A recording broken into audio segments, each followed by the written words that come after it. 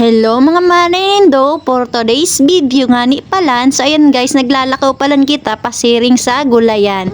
Tamabahal kita ning pamanggihan.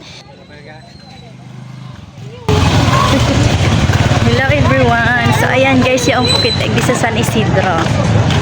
Medyo gatok pa guys sa mukha akong kadikit, pero okay lang yan. So ano nga ba ang gigibuntay di? So ayan guys, nagmasaod kita mo niya ni pamanggihan.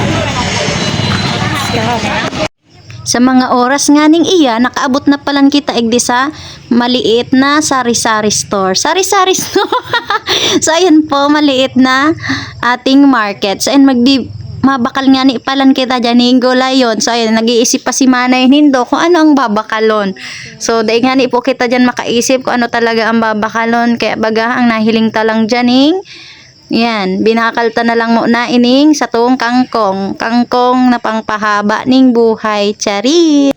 Sa mga oras nga ning iyan, si Manay Nindo day pa din makaisip kung ano talagang babakalon. Nagduduwa-duwa pa man giraray ta, nagtitipid kang bakalon. So 1,000 lang nga ni dyan andarang kwarta. Ang kwarta nga ning iyan mga guys is pangbayad ning kuryente ka. Tinitipid ta mo na ta.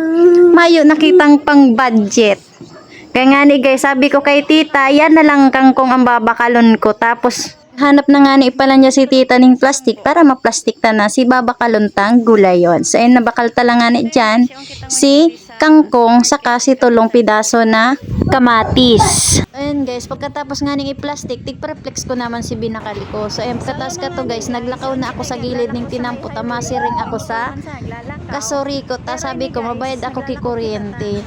Ang kalingawan ko, ma-holiday pala nun yan. So ayan, nagparalakaw pa ako, nagparaabala pa maglakaw daw. May motor man sana.